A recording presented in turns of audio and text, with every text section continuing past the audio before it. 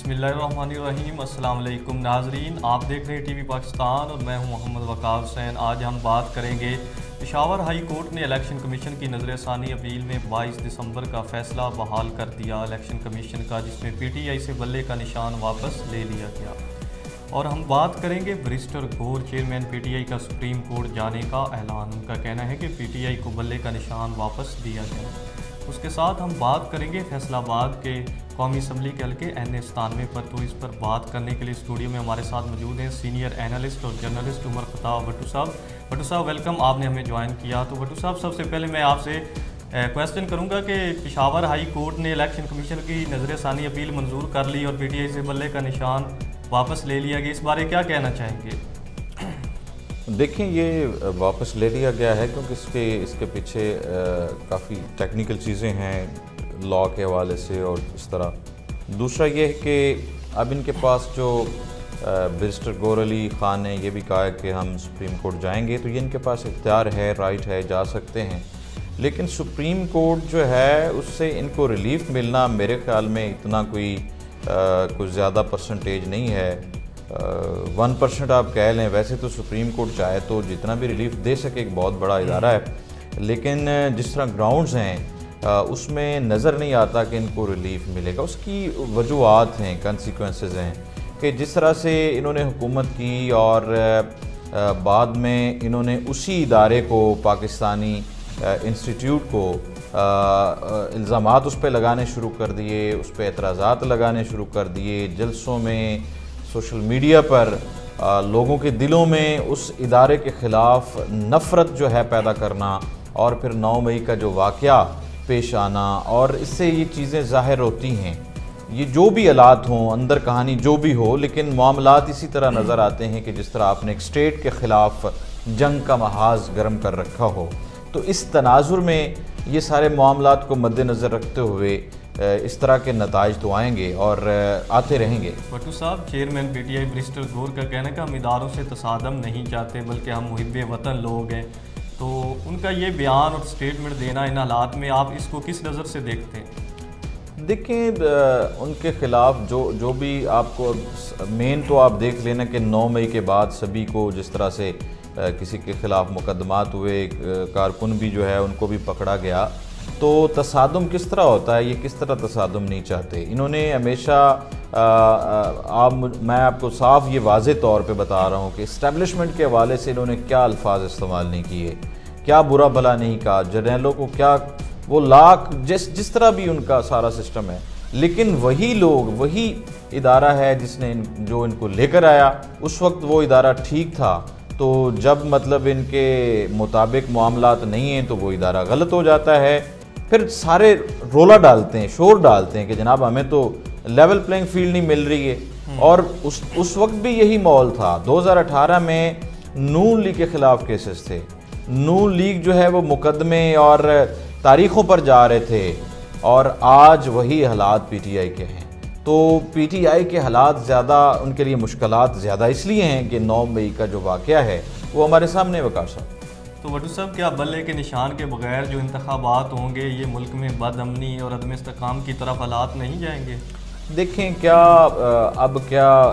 हमारे मुल्क में ज़्यादा बदअमनी होनी है? इतनी महंगाई भी है, किसान रो रहे हैं, किसानों को महंगी खाद मिलती है, उनकी जो फसल है वो 1000-1500 में बिकती है। मक्की का मतलब आप देख लें जो हालात हैं। सभी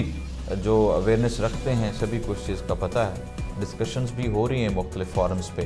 तो दूसरा ये कि 9 मई का वाक़या हो जाना, इम्पोर्टेड हुकूमत आ जाना, तो इस तरह के मामलात, और ये एक मतलब इंतखाबी निशान वापस ले लेने से कोई इस तरह का मेरे ख़्याल में कोई बेज़ाब्तियाँ पैदा नहीं हो सकती। लेकिन ये है कि एक पार्टी का जो इंतखाबी निशान, उसकी पहचान होती है, तो वो ऐसे ही है जैसे पार्टी को ख़त्म करने के मुतरादिफ है। पार्टी को ख़त्म करने के मुतरादिफ है। तो भट्टू साहब, इसके साथ हम बात करेंगे फैसलाबाद का हल्का है NA-97, जहाँ पे सियासी दर्जा हरारत इस वक्त अरूज पे। एक तरफ इस्तेकाम पाकिस्तान पार्टी के उम्मीदवार हैं हुमायूं अख्तर ख़ान और दूसरी तरफ मुस्लिम लीग नून के उम्मीदवार हैं अली गौर खान बलोच। तो इस मौके पर हुमायूं अख्तर ने एक इंतखाबी जलसे से खिताब करते हुए कहा कि हमारी शराफत को कमज़ोरी ना समझा जाए। तो भट्टू साहब, ये किसकी तरफ इशारा कर रहे थे हुमायूं अख्तर ख़ान साहब? دیکھیں وقار صاحب، یہ اس سے پہلے علی گور خان بلوچ صاحب جو کہ نون لیگ کے کینڈیڈیٹ ہیں اور یہاں پر M.N.A رہے ہیں، اور نون لیگ جو ہے 97 نون لیگ کا گڑھ سمجھا جاتا ہے، یہ سبھی کو پتہ ہے، زبان زد عام ہے۔ تو اس تناظر میں یہاں پر ہمایوں اختر کا آنا تو ایک علاقے کے لیے ایک سرپرائز ہے، اور کسی کے یہ گمان میں نہیں تھا کہ اس طرح کی قیادت جو ہے اس حلقے میں آئے گی۔ تو صاف ظاہر ہے اب جس طرح سے جو ہمایوں اختر صاحب کی جو کیمپین چل رہی ہے، اس کے ساتھ جتوئی کا جو پینل بنا ہے، اس سے ان کی کیمپین میں جو ہے وہ زیادہ تیزی آئی ہے، اور انہوں نے اس گفتگو میں بھی جب وہ بات کر رہے تھے جلسے سے وہ لشاریہ میں،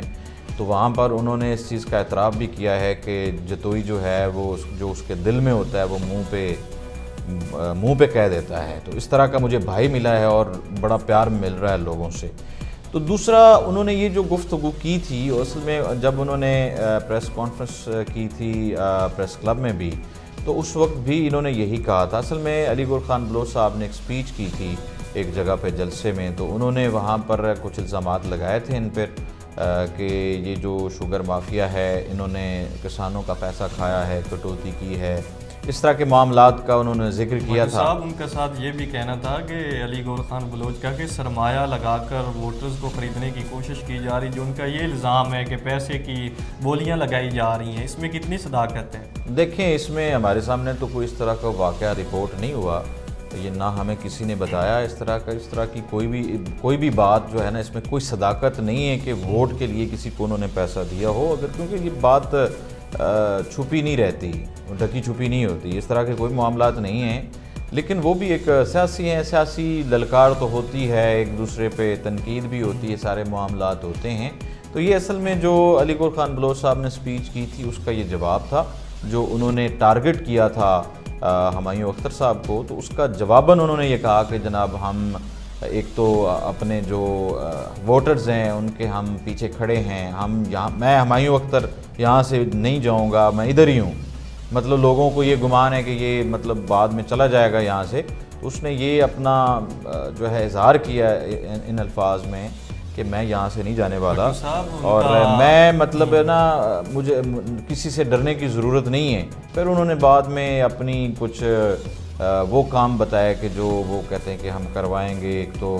ذمہ داروں کے حوالے سے کوئی جگہ ہوگی جس میں ان کا جو فصل ہے وہ رکھ سکیں گے، اس طرح کوئی بینک نے گورنمنٹ کی طرف سے کوئی اقدامات کیے جا سکتے ہیں کہ اس کے بدلے میں ان کو جو ہے وہ قرضہ مل سکتا ہے، اور جب وہ ریٹ اچھا ہوگا تو وہ بیچ سکیں گے۔ اس طرح انہوں نے کافی لوگوں کو اٹریکٹ کرنے کے لیے اس طرح کے چیزوں کا ذکر کیا ہے، کسانوں کو ریلیف اور کھاد کے حوالے سے۔ پھر انہوں نے اپنی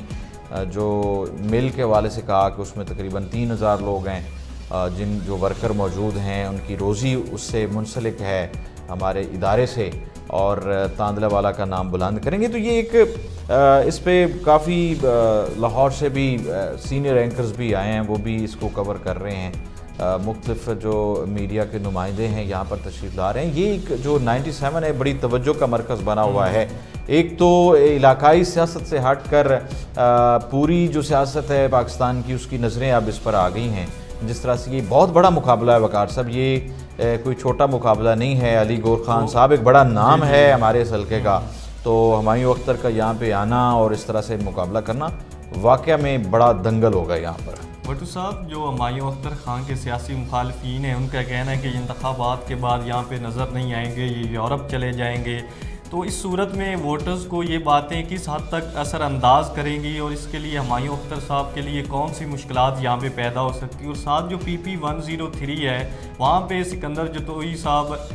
PP 102 میں سکندر جتوئی صاحب ہیں، اسی طرح PP 103 میں استقامت پاکستان پارٹی کے ایک امیدوار ہوں گے۔ تو ان حالات میں چونکہ یہ ایک نیو حلقہ ہے، تو سیاسی مخالفین کا ساتھ یہ کہنا ہے کہ الیکشن کے بعد یہ یہاں پہ نہیں ہوں گے۔ تو آپ ان حالات میں دیکھتے ہیں کہ ہمایوں اختر صاحب کو جو ووٹر ہیں ان کو کس حد تک نقصان ہو سکتا ہے؟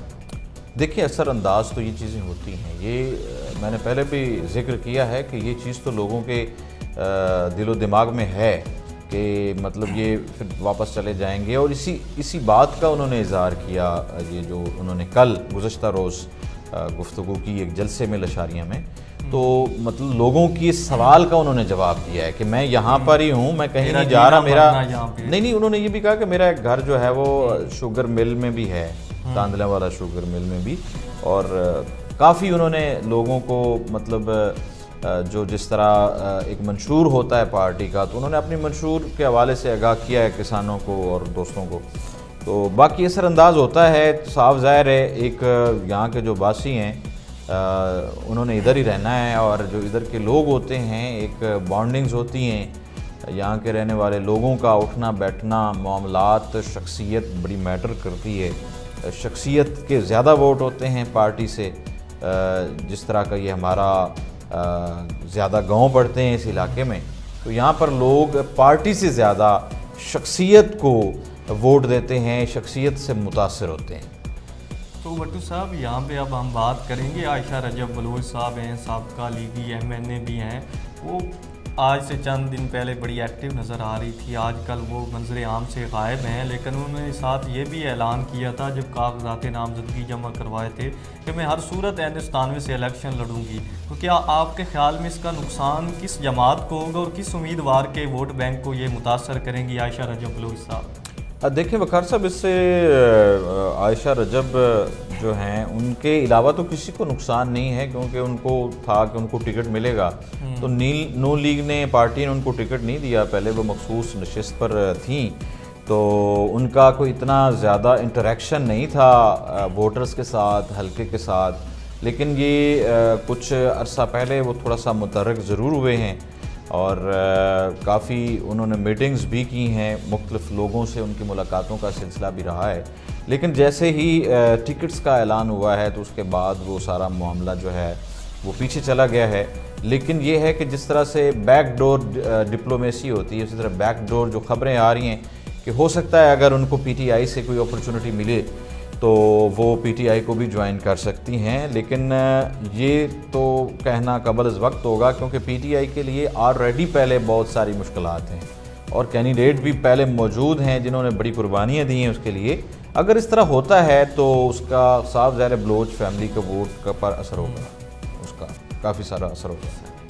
تو بھٹو صاحب N97 میں جماعت اسلامی بہت متحرک نظر آ رہی ہیں، ان کے امیدوار ہیں پیر مدثر احمد شاہ، وہ فلاحی سرگرمیوں میں کافی ایکٹیو نظر آ رہے ہیں، تو کیا ان کا یہ بھی کہنا تھا کہ N97 سے جماعت اسلامی سرپرائز دے گی، تو آپ کے خیال میں پیر مدثر احمد شاہ کا ان حالات میں ایکٹیو نظر آنا اور اس کے ساتھ ان کا کہنا کہ سرپرائز دینا، آپ کے ان کے اس بیان کو کس نظر سے دیکھتے ہیں؟ دیکھیں سرپرائز دینا تو اس حوالے سے تو میں کچھ کہہ نہیں سکتا، لیکن جماعت اسلامی کا جو مدثر احمد شاہ صاحب جو ہیں، ان کا جو فلاحی کام ہے وہ قابل تعریف ہے، اور یہاں پر جس طرح یتیموں کے لیے، غریبوں کے لیے اور مطلب وہ کام کرتے ہیں،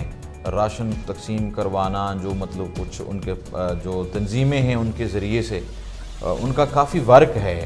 علاقے میں، لیکن ہمارا جو ووٹر ہے، ووٹر اتنا اٹریکٹ نہیں ہوتا اس طرف، شاید کیونکہ ہمارا جو ووٹر ہے وہ روایتی سیاست سے زیادہ اٹریکٹ ہوتا ہے،